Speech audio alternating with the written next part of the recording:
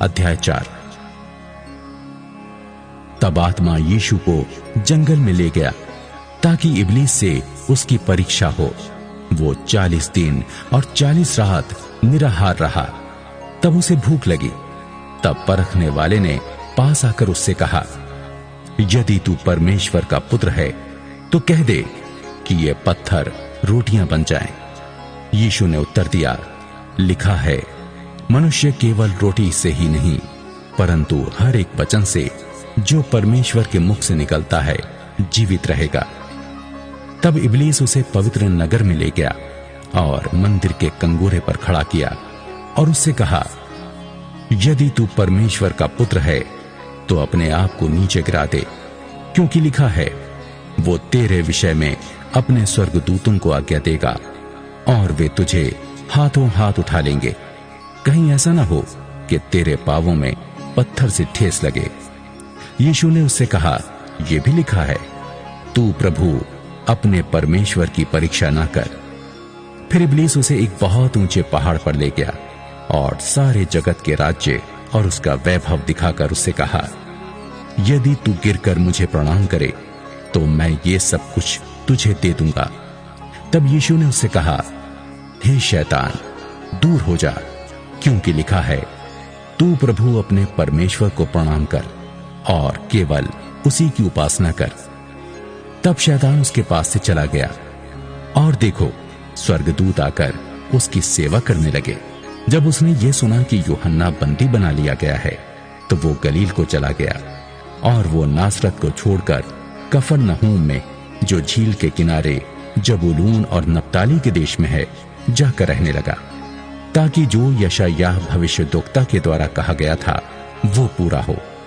जबूलून और नप्ताली के देश, झील के मार्ग से यरदन के पार, अन्य जातियों का गलील, जो लोग अंधकार में बैठे थे उन्होंने बड़ी ज्योति देखी, और जो मृत्यु के देश और छाया में बैठे थे उन पर ज्योति चमकी। उस समय से यीशु ने प्रचार करना और ये कहना आरंभ किया, मन फिराओ, क्योंकि स्वर्ग का राज्य निकट आया है। गलील की झील के किनारे फिरते हुए उसने 2 भाइयों अर्थात शमौन को, जो पतरस कहलाता है, और उसके भाई अंद्रियास को झील में जाल डालते देखा, क्योंकि वे मछुए थे। यीशु ने उनसे कहा, मेरे पीछे चले आओ तो मैं तुमको मनुष्यों के पकड़ने वाले बनाऊंगा। वे तुरंत जालों को छोड़कर उसके पीछे हो लिए। वहां से आगे बढ़कर यीशु ने और 2 भाइयों अर्थात जब्दी के पुत्र याकूब और उसके भाई यूहन्ना को देखा। वे अपने पिता जब्दी के साथ नाव पर अपने जालों को सुधार रहे थे। उसने उन्हें भी बुलाया। वे तुरंत नाव और अपने पिता को छोड़कर उसके पीछे हो लिए। यीशु सारे गलील में फिरता हुआ उनके आराधनालयों में उपदेश करता और राज्य का सुसमाचार प्रचार करता और लोगों की हर प्रकार की बीमारी और दुर्बलता को दूर करता रहा। और सारे सीरिया देश में उसका यश फैल गया और लोग सब बीमारों को, जो नाना प्रकार की बीमारियों और दुखों में जकड़े हुए थे और जिनमें दुष्ट आत्माएं थीं, और मिर्गी वालों और लकवे के रोगियों को उसके पास लाए और उसने उन्हें चंगा किया। गलील और दिकापुलिस, यरूशलेम, यहूदिया और यरदन नदी के पार से भीड़ की भीड़ उसके पीछे हो ली।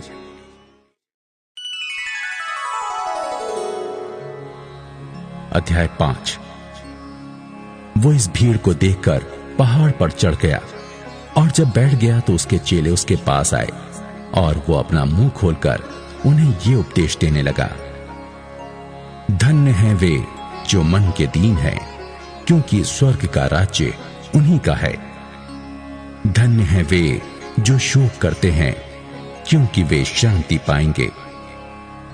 धन्य हैं वे जो नम्र हैं, क्योंकि वे पृथ्वी के अधिकारी होंगे।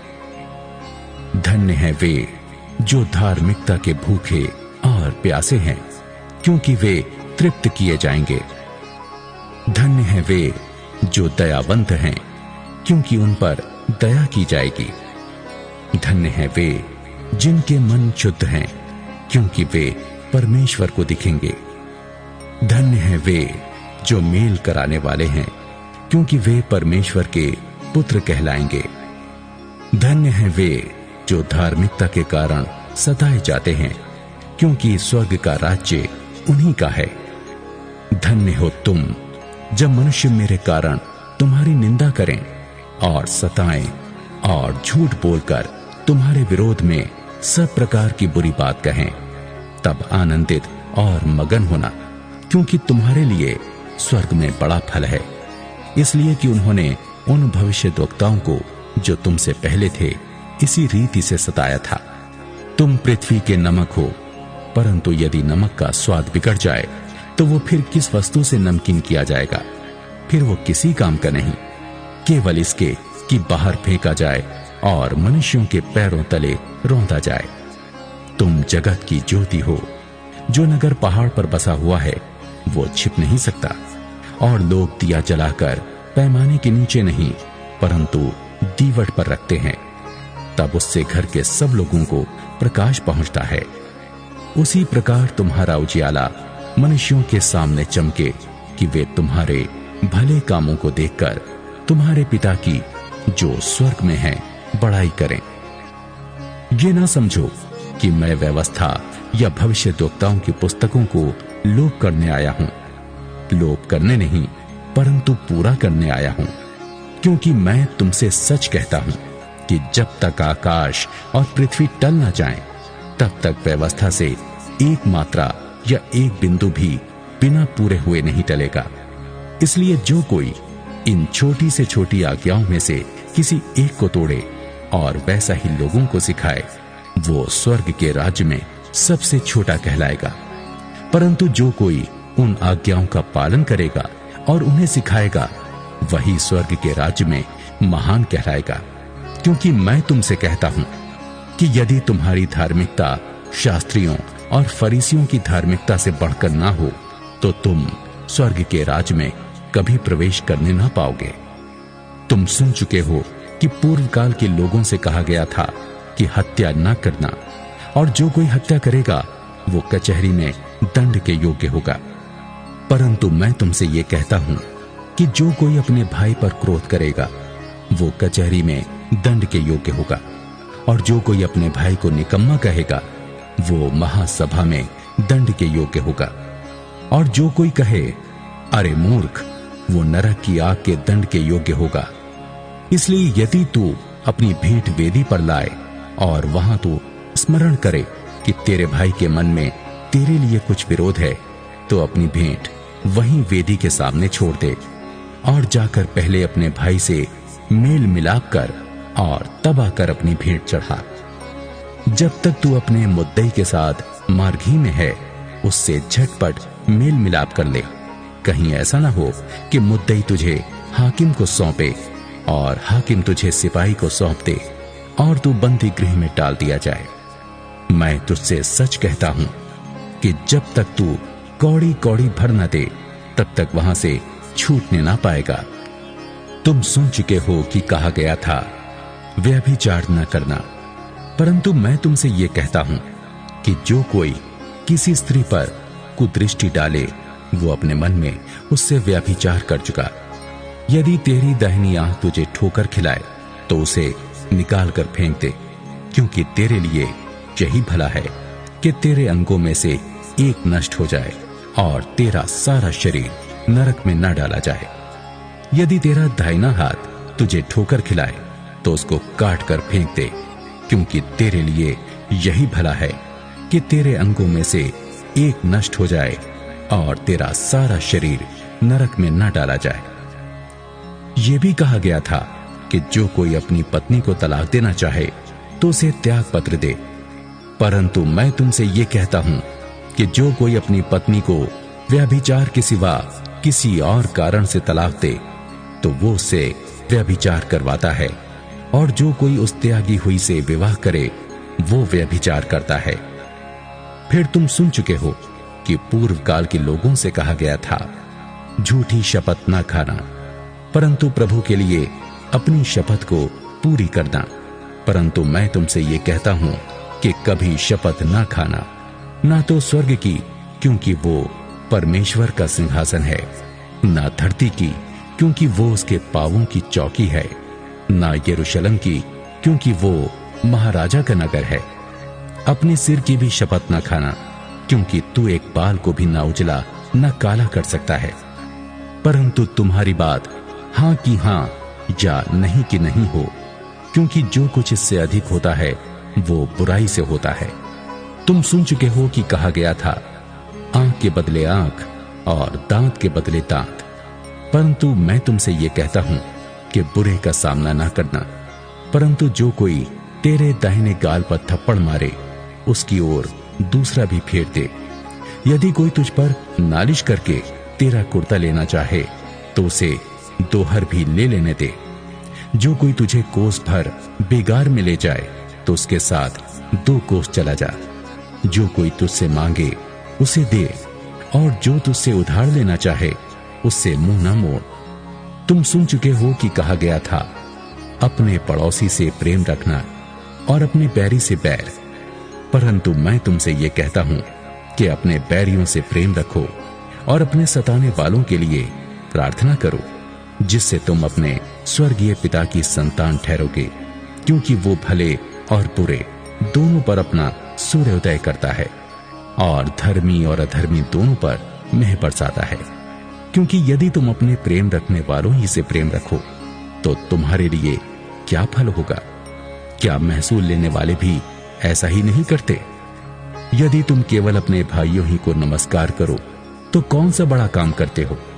क्या अन्य जाति भी ऐसा नहीं करते? इसलिए चाहिए कि तुम सिद्ध बनो जैसा तुम्हारा स्वर्गीय पिता सिद्ध है।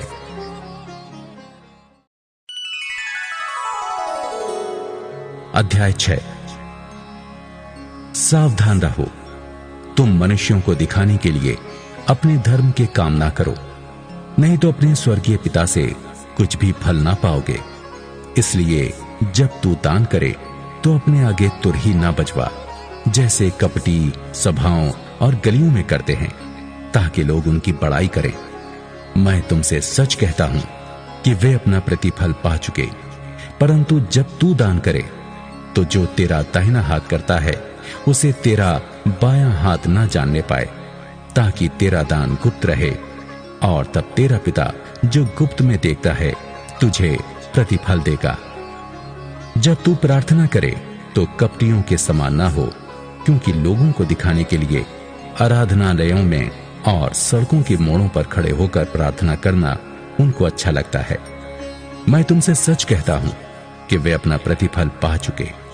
परंतु जब तू प्रार्थना करे तो अपनी कोठरी में जा और द्वार बंद करके अपने पिता से जो गुप्त में है प्रार्थना कर।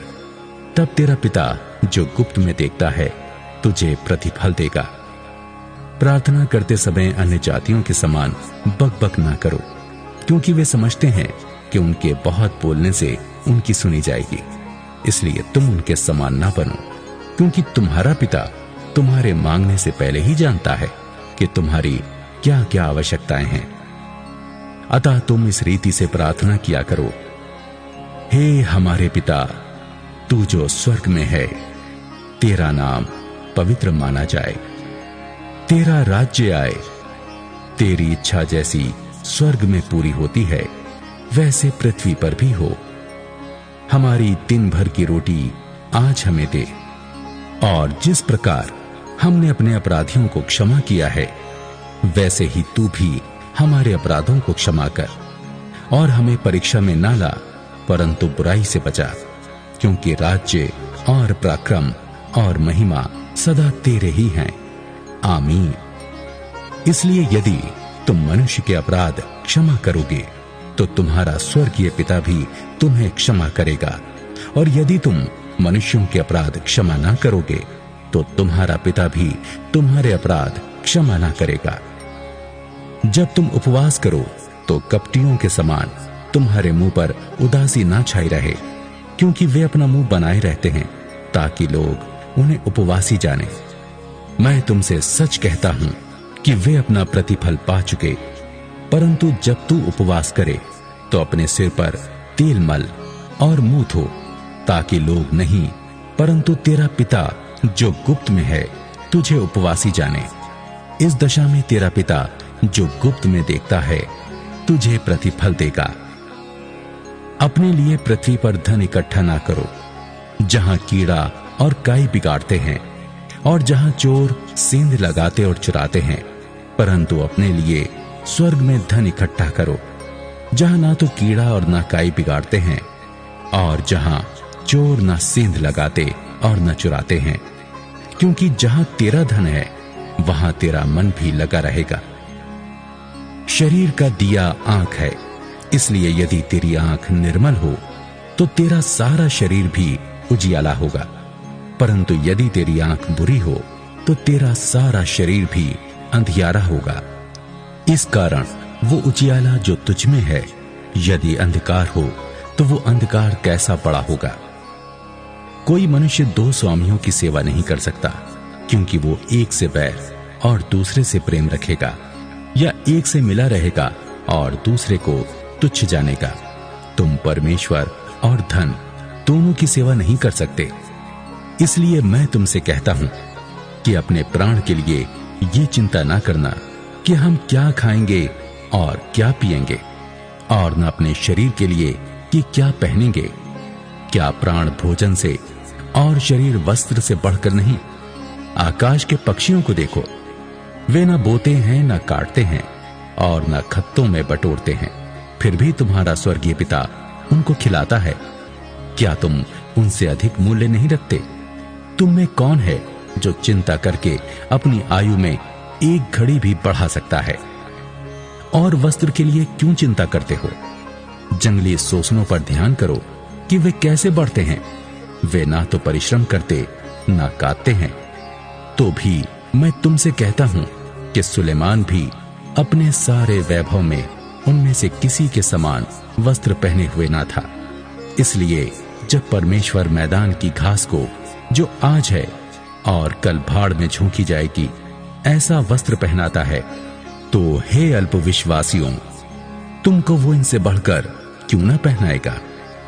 इसलिए तुम चिंता करके ये ना कहना कि हम क्या खाएंगे या क्या पिएंगे या क्या पहनेंगे, क्योंकि अन्य जातीय इन सब वस्तुओं की खोज में रहते हैं।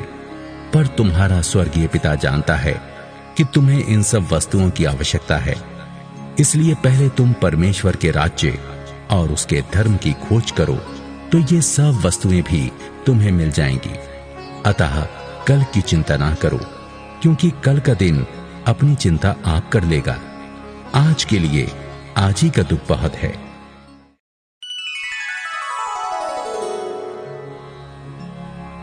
अध्याय 7।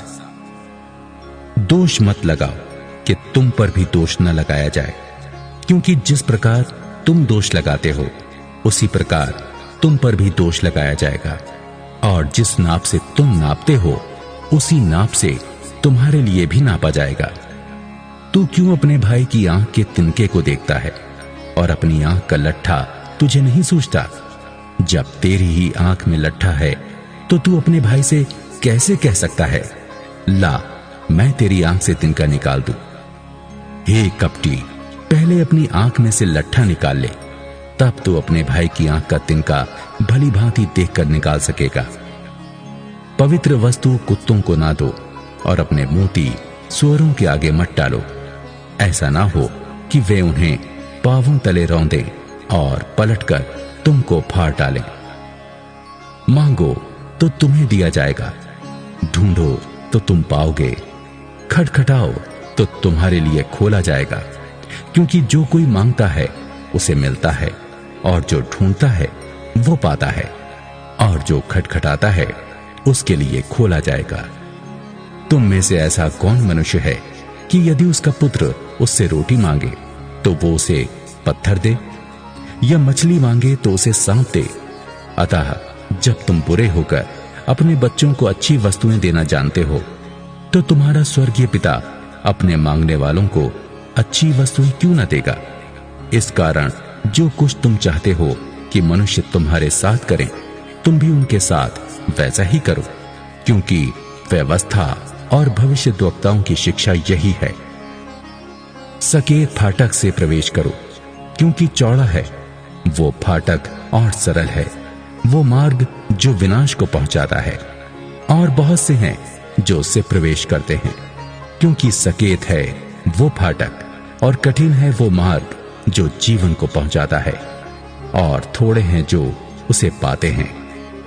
झूठे भविष्यद्वक्ताओं से सावधान रहो, जो भेड़ों के भेष में तुम्हारे पास आते हैं, परंतु अंतर में वे फाड़ने वाले भेड़िए हैं। उनके फलों से तुम उन्हें पहचान लोगे। क्या लोग झाड़ियों से अंगूर या ऊंट कटारों से अंजीर तोड़ते हैं? इसी प्रकार हर एक अच्छा पेड़ अच्छा फल लाता है, और निकम्मा पेड़ बुरा फल लाता है।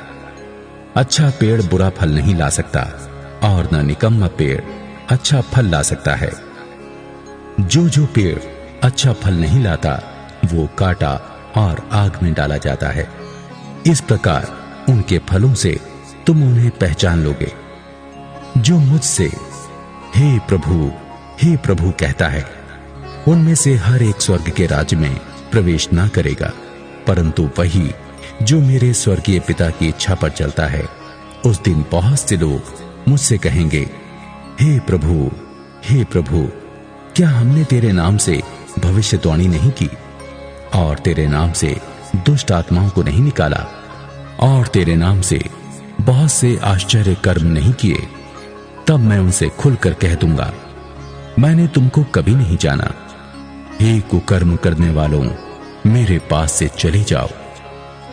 इसलिए जो कोई मेरी ये बातें सुनकर उन्हें मानता है, वो उस बुद्धिमान मनुष्य के समान ठहरेगा जिसने अपना घर चट्टान पर बनाया, और मेह बरसा और बाढ़ें आई और आंधियां चली और उस घर से टकराई, फिर भी वो नहीं गिरा, क्योंकि उसकी नींव चट्टान पर डाली गई थी।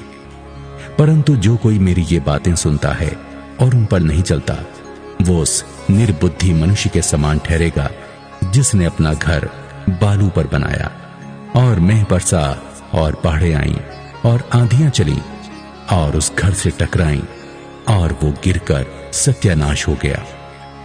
जब यीशु ये बातें कह चुका तो ऐसा हुआ कि भीड़ उसके उपदेश से चकित हुई, क्योंकि वो उनके शास्त्रियों के समान नहीं, परंतु अधिकारी के समान उन्हें उपदेश देता था।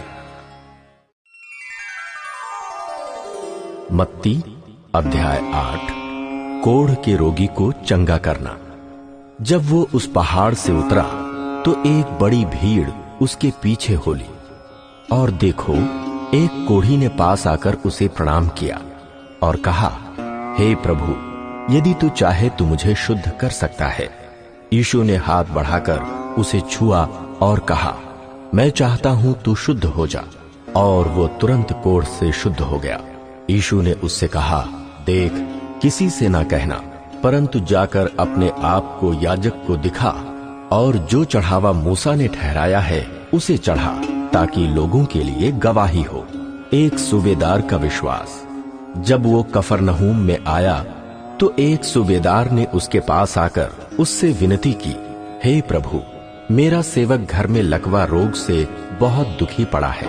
उसने उससे कहा, मैं आकर उसे चंगा करूंगा। सूबेदार ने उत्तर दिया, हे प्रभु, मैं इस योग्य नहीं कि तू मेरी छत तले आए, परंतु केवल मुख से कह दे तो मेरा सेवक चंगा हो जाएगा, क्योंकि मैं भी पराधीन मनुष्य हूँ और सिपाही मेरे अधीन है। जब मैं एक से कहता हूँ जा, तो वो जाता है, और दूसरे से आ, तो वो आता है, और जब अपने दास से कहता हूँ यह कर, तो वो करता है। ये सुनकर यीशु को अचंभा हुआ, और जो उसके पीछे आ रहे थे उनसे कहा, मैं तुमसे सच कहता हूँ कि मैंने इस्राएल में भी ऐसा विश्वास नहीं पाया। और मैं तुमसे कहता हूँ कि पूर्व और पश्चिम से बहुत से लोग आकर अब्राहम और इसहाक और याकूब के साथ स्वर्ग के राज्य में बैठेंगे, परंतु राज्य के संतान बाहर अंधकार में डाल दिए जाएंगे। वहां रोना और दांतों का पीसना होगा। तब यीशु ने सूबेदार से कहा, जा, जैसा तेरा विश्वास है वैसा ही तेरे लिए हो। और उसका सेवक उसी घड़ी चंगा हो गया। अनेक रोगियों को चंगा करना। यीशु जब पतरस के घर आया तो उसने उसकी सास को ज्वर में पड़ी देखा। उसने उसका हाथ छुआ और उसका ज्वर उतर गया और वो उठकर उसकी सेवा करने लगी। जब संध्या हुई तब वे उसके पास बहुत से लोगों को लाए जिनमें दुष्ट आत्माएं थीं, और उसने उन आत्माओं को अपने वचन से निकाल दिया और सब बीमारों को चंगा किया, ताकि जो वचन यशाया भविष्यद्वक्ता के द्वारा कहा गया था वो पूरा हो। उसने आप हमारी दुर्बलताओं को ले लिया और हमारी बीमारियों को उठा लिया। यीशु का शिष्य बनने का मूल्य। यीशु ने जब अपने चारों ओर एक बड़ी भीड़ देखी तो झील के उस पार जाने की आज्ञा दी। तब एक शास्त्री ने पास आकर उससे कहा, हे गुरु, जहां कहीं तू जाएगा मैं तेरे पीछे हो लूंगा। यीशु ने उससे कहा, लोमड़ियों के भट्ट और आकाश के पक्षियों के बसेरे होते हैं, परंतु मनुष्य के पुत्र के लिए सिर धरने की भी जगह नहीं है।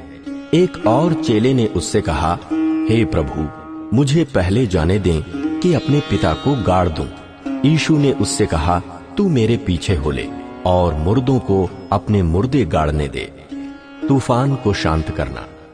जब वो नाव पर चढ़ा तो उसके चेले उसके पीछे हो लिए, और देखो, झील में एक ऐसा बड़ा तूफान उठा कि नाव लहरों से ढकने लगी और वो सो रहा था। तब चेलों ने पास आकर उसे जगाया और कहा, हे प्रभु, हमें बचा, हम नष्ट हुए जाते हैं। उसने उनसे कहा, हे अल्पविश्वासियों, क्यों डरते हो? तब उसने उठकर आंधी और पानी को डांटा और सब शांत हो गया। और वे अचंभा करके कहने लगे, ये कैसा मनुष्य है कि आंधी और पानी भी उसकी आज्ञा मानते हैं। दुष्ट आत्मा ग्रस्त मनुष्यों को चंगा करना। जब वो उस पार गदरेनियों के देश में पहुंचा तो दो मनुष्य जिनमें दुष्ट आत्माएं थीं कब्रों से निकलते हुए उसे मिले। वे इतने प्रचंड थे कि कोई उस मार्ग से जा नहीं सकता था। उन्होंने चिल्लाकर कहा, हे परमेश्वर के पुत्र, हमारा तुझसे क्या काम? क्या तू समय से पहले हमें दुख देने यहां आया है? उनसे कुछ दूर बहुत से सुअरों का एक झुंड चर रहा था। दुष्ट आत्माओं ने उससे ये कहकर विनती की, यदि तू हमें निकालता है तो सुअरों के झुंड में भेज दे। उसने उनसे कहा, जाओ। और वे निकलकर सुअरों में बैठ गई, और देखी, सारा झुंड कड़ाहे पर से झपटकर पानी में जा पड़ा और डूब मरा। उनके चरवाहे भागे और नगर में जाकर ये सब बातें और जिनमें दुष्ट आत्माएं थीं उनका सारा हाल कह सुनाया।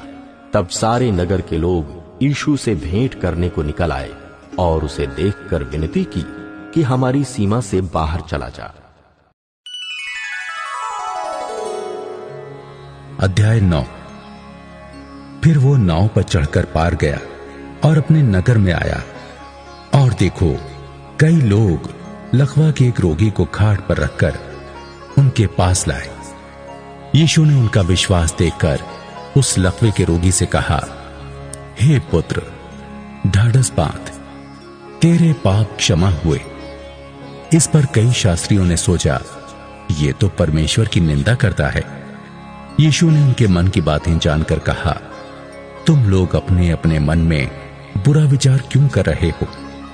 सहज क्या है, ये कहना तेरे पाप क्षमा हुए, या ये कहना उठ और चल फिर?